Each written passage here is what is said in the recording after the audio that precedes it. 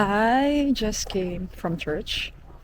I met a Filipino of all time, of all the places. Church Northwest is the place where we met. It's a good thing because um, at least I can have someone to go with every Sunday. Um, I'm a pretty independent person, but it's still a good thing that um, you have someone with you to go to the church. It's still a good thing. Um, and then we went out for a coffee and we really had a very good conversation. Um, good stuff, good stuff. Things that we both can relate, things in our age that we both struggle, things at our age in the same ministry that we struggled. So yeah, I love it. I just want to thank God for that opportunity to like meet someone and then have someone to relate with in this place. So thank God. Heading home right now.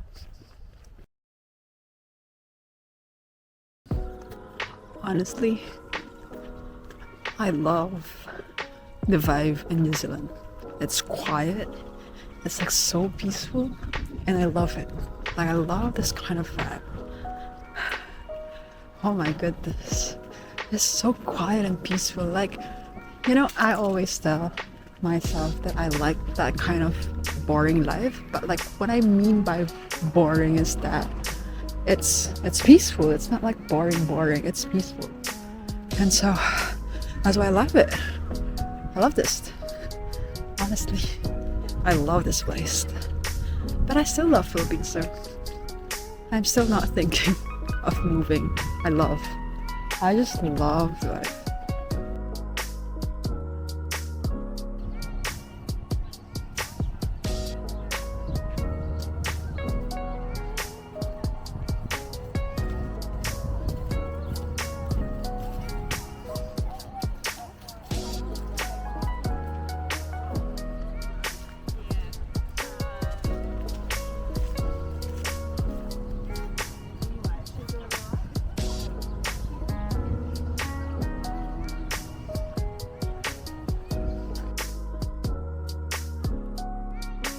Someone like me that I am heavily involved at church activities. It's really it's really weird not to do anything for a week for church, for the ministry. It's good though that I was still able to attend church last Sunday, and I think that's very important for me, just to make sure that I am stable, I am refueled, I'm recharged, faith wise. Of course, every day I can do my devotions, have quiet time with God, but it's still different to be around people of God. It's just encouraging. When you see people, you see someone to relate with. And I guess that's the beauty of the habit of meeting together in Hebrews 10. And that it's the purpose. The purpose is to really encourage one another, to strengthen one another with their battles in life. But really, sometimes you don't need to speak or say something. Sometimes the presence, it's a huge thing. And so, yeah, this evening I read about Psalms, and it's interesting to read some of the authors where it starts with them asking God, sort of, why have you forsaken me? Why are you not answering me? Stuff like that. And then suddenly it closes with I trust in you, O Lord.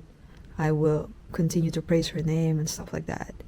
And you see that it's something that is really happening in someone who believes in God. Sometimes we feel like we can't feel a certain way, especially the negative way. Sometimes we feel like I should not supposed to feel this way because it's wrong or it's a sin. And I feel like God is not listening to me. Like sometimes we feel like that feeling of God not listening to us feels like we cannot tell God about it. What I realized while reading Psalms is that it's important that it is to God that we are most honest about what we feel. Sometimes we tailored how we feel to explain it to other Christians or other people, and so that they will not think that we feel abandoned or we feel like God is not answering to us or stuff like that.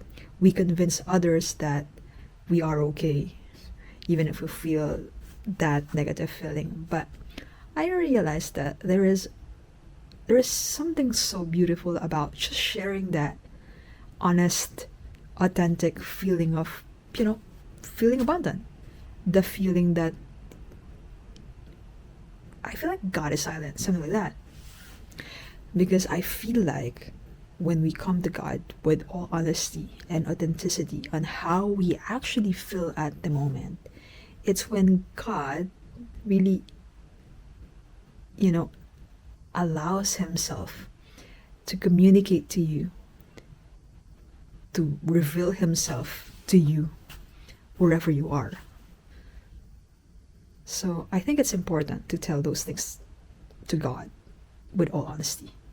Now, right now, what do I feel about God? Right now, I know God is working at something in my life. And I know that he wants me to communicate with him more. And that is what I'm trying to do here. I try to read more, but I know I still need to work on reading more. I can do better at reading. But yeah, that's the lesson that I saw from Psalm, is that you can be as vulnerable to God about your feelings. Like, there's a book there in Psalms. It starts with, why have you forsaken me? And then it ends with, I will praise you still, O God. And that's the kind of vulnerability that I think God allows us to show to him. Like, what can we hide? He knows everything. Might as well just tell him with all honesty. Yep. That's my devotion for today.